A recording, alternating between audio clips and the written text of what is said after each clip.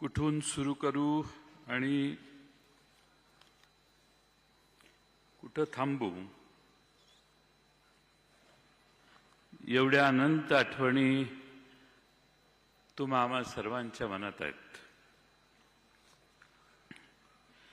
हिंदीमध्ये एक गाणं आहे सुप्रसिद्ध, दुश्मन ना करे दोस्त ने वो काम किया है, उम्र भर का गम हमें इनाम दिया है. गेले जवळपास 38 वर्ष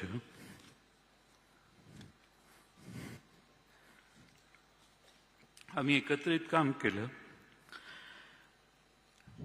क्लासमेट म्हटलं की 10-12 वर्षाची साथ असते, पण मला आठवते 1991 पासून आम्ही विधानसभेच्या एका वर्गात जवळपास शेजारी शेजारी बसायचो.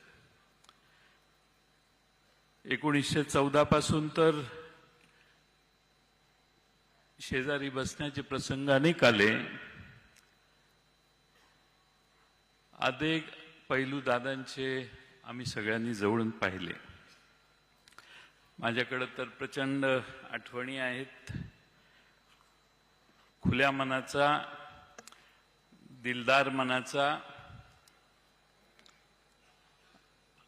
आणि विरोध करायचा असेल तर ठामपणाने करणारा नेता म्हणून आम्ही अजितदादांना अनुभवलं. राजकारणामध्ये गोड बोलावं लागतं, सर्वांना सांभाळून घ्यावं लागतं, असं मी त्यांना नेहमी सांगायचो. ते म्हणायचे गोड बोलायला मला जमत नाही, ते तुमचा मार्ग आहे, मी जे आहे तेच सांगणार. मी एखाद्या मिटिंगच्या आधी सांगितलं की हे आता अमक्या अमक्या जिल्ह्यातले अमक्या अमक्या तालुक्यातले येत आहेत, थोडं शांतीनं घेऊ आणि नंतर आपण हँडल करू, मला सांगायचं आत्ताच सांगणार मी. एवढा ठामपणा मी महाराष्ट्रातल्या देशातल्या कुठल्याही नेत्यामध्ये आजपर्यंत बघितला नाही. जे असेल ते समोर आणि रोखठोक. आणि म्हणून अजितदादांना दादांच्या बद्दल एक घोषणा असायची, मी मगाशी सांगितलं, एकच वादा अजितदादा. आणि ते खरंच होतं की महाराष्ट्रातल्या सगळीकडे आम्ही जिथं जिथं त्यांच्यावर गेलो, जनतेला ही खात्री असायची आणि म्हणून जनताच घोषणा द्यायची, एकच वादा अजितदादा. अनेक आठवणी त्यांच्या मी आपणाला सांगू शकेन, अनेक मान्यवर बोलणार आहेत, पण माझ्यासारख्या कार्यकर्त्याला वाटतं की अजितदादांचं एक स्वप्न होतं, महाराष्ट्र घडवण्याचं होतं, महाराष्ट्रातलं राजकारण घडवण्याचं होतं. आणि त्यासाठी हळूहळू पुन्हा मैदान तयार करावं, हळूहळू संघटना आणखीन जोरदारपणाने वाढवावी आणि एकसंघपणाने या मैदानात अधिक ताकदीनं काम करावं, हे दादांचं स्वप्न होतं.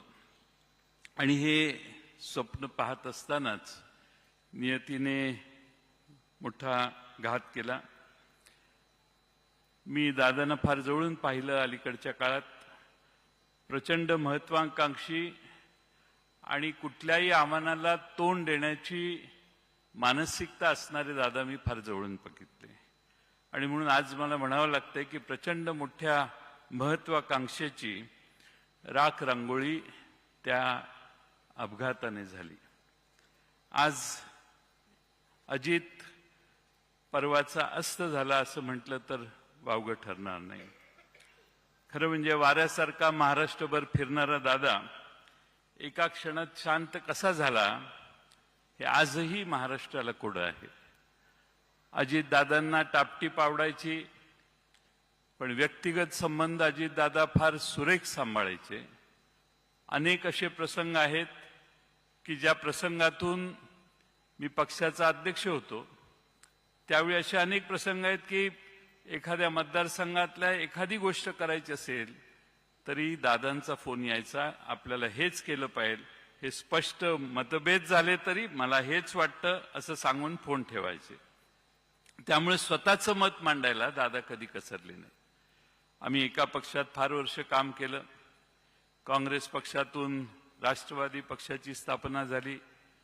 आदरणीय शरद पवार साहेबांच्या नेतृत्वाखाली पवार साहेबांचे त्यांच्यावर प्रचंड मोठे संस्कार होते आणि मी फार जवळून बघितलं अलीकडच्या काळात की पवार साहेबांच्यावर त्यांचं प्रचंड प्रेम होतं. आज खरं म्हणजे पवार साहेबांचा, मी तर म्हणेन आजही पवार साहेबांचा हुकमी एक्का अजित पवारच होते. एवढा अजित पवारांच्यावर शरद पवारांचा त्यांच्या कर्तबगारीवर फार मोठा विश्वास होता. आज खरं म्हणजे आपण सगळे दादांना एकत्रित निरोप देण्यासाठी इथं आलोय किंवा श्रद्धांजली वाहण्यासाठी येतोय.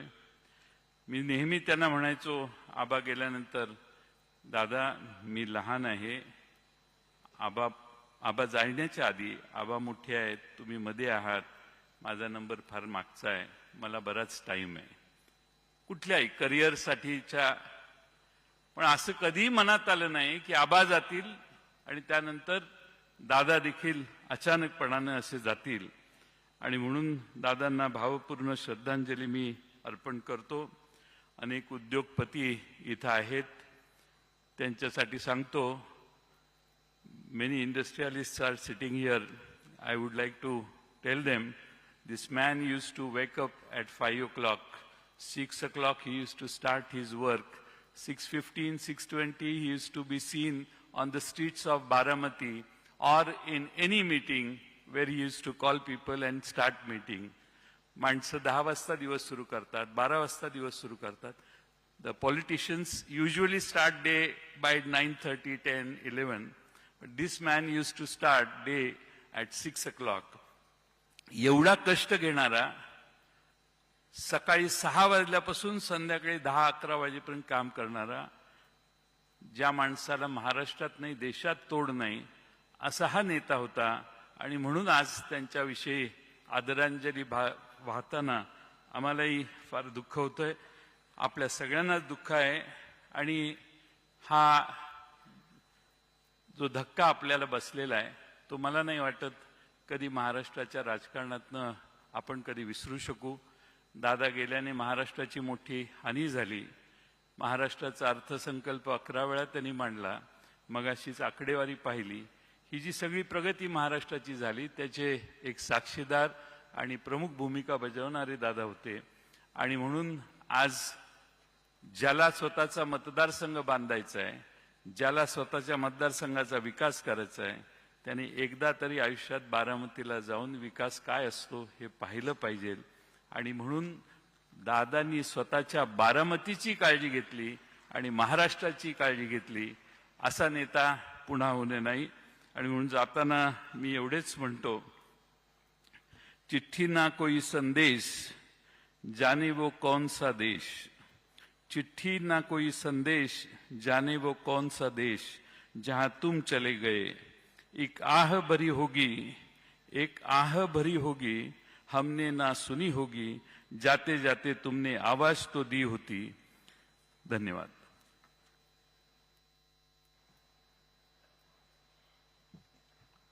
दादांबद्दल बोलायचं झालं तर जाणीवेच्या प्रतिबिंबातून